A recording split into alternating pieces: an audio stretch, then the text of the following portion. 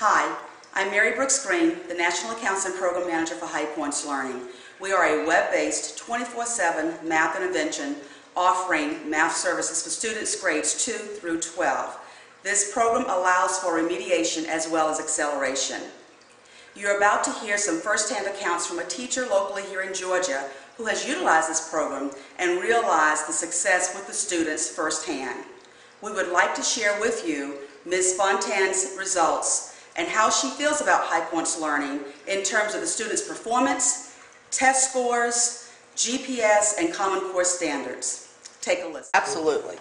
They have, because the way they would do it instead of being CRCT based is it would be end of course based. So they would take a pre-test or a pre-assessment, and then it would say, okay, what standards correlated to the math you've already had? Have you had Algebra 1? Are you in Math 1? Are you in Geometry, GPS? They've changed it, Common Core GPS 2, Math 2 for high school. So some of those are transition standards that are going to come from one grade to the next. So it'll let the teacher and the student know, okay, these are the skills you have mastered and maintained. These are the ones that you should have mastered and maintain them, and you're not. So it's going to support that aspect, but it would also support them going forward towards EOCT because it would go back and do a spiral review. So, for example, if they did their pre-assessment and they haven't learned a certain scope and sequence yet, well, now they're getting towards the end of the school. Well, that program goes back and automatically works with them on those strands going forward to EOCT. So they all have to take an end-of-course test. So I think it would be extremely beneficial.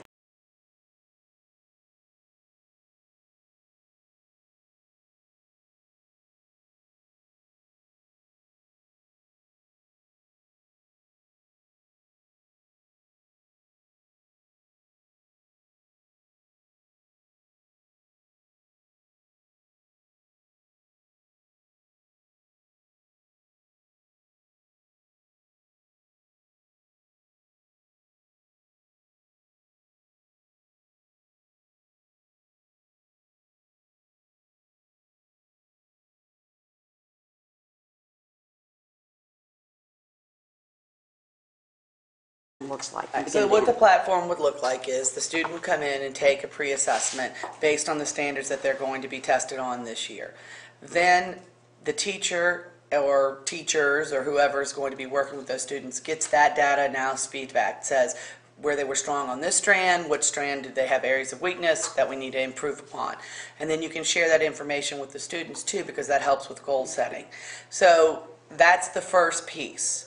Then what we do is we set up a systematic structured time where students have time at school to work on the program. It's better if they work on school because then they're kind of supervised, but they're motivated, and some students are more motivated than others to do things additional outside of school. So when we set that up, students will log in. Well, the computer system has already analyzed all their data. So High Points comes in and says, okay, well, this was an area you were good on. So they give them a little pretest. And I noticed this, I could see it in the program, it always built on success first. So they would be like, pet section was easy. I got 10 out of 10. I did this. And then they're all confident. And then so when they got to it would build to a little harder section of that concept. And so then they got there, when they got stuck, they're like, well, what can I do? How can I figure this out? Because I want to get that end result of being successful. So they would use the little tutorial tool, or they'd even raise their hand and say, hey, can you come over here and explain this to me? And then you can explain it to them using the tutorial guide that's in High Points. But one student might be working on fractions and another student might be working on percents or ratios. But because they've all got their own individualized plan, they're working on the specific areas of weakness that they need. But as a teacher, you don't have to have 30 different lesson plans to differentiate. The machine is differentiating, the computer program is differentiating for you, and then you're there to provide the academic support, the speak to, what are you doing, the help them to visualize and understand what they're reading and translating that. So it differentiates and gives that individualized instruction based on their areas, and then it keeps going on. So it knows once they've mastered one area, okay, now we're going to move on to the next area. They had to master this area to build on to the next area. So it is a building program, and if not, it just keeps putting it back in front of their face, but in a different way, which is good because that repetition is like dribbling a basketball. It's the skills, the fundamentals that move us to that next level. Okay. remediation part? Well, I think the remediation part is excellent in the fact that it is looking at what specific each child needs remediation in. It's not a blanket thing. Okay, we've got 30 kids, 75% of us need to work on solving two-step equations. No, this child needs to work on two-step equations. This child might need to work on slope. This child might need to work on ratio and proportion. This child might need to work on geometry. So with the remediation piece, it looks at their individual strand that they need support in, and then the computer program already automatically prompts them to work on that strand. So that's how you're differentiating, remediating their specific area of weakness, but also providing review for things that they have skills to maintain or already mastered.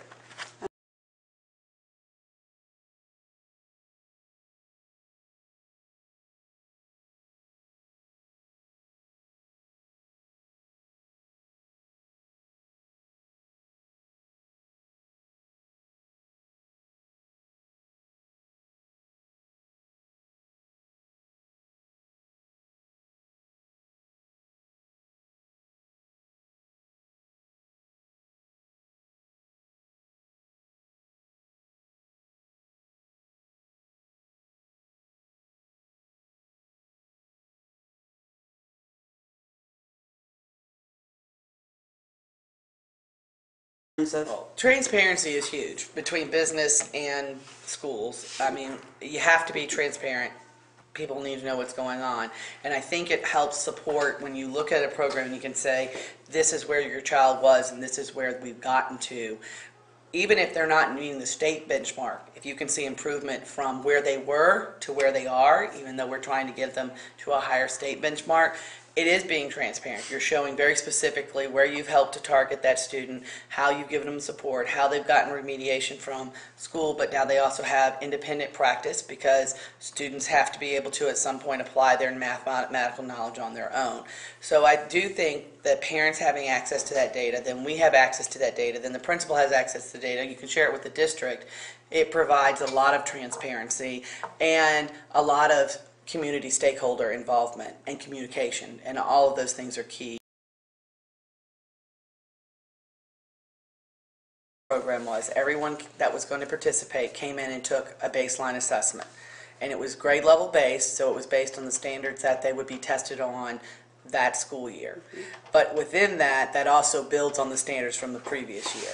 So we had a baseline assessment of saying where they were, and then we knew where we wanted to get them to.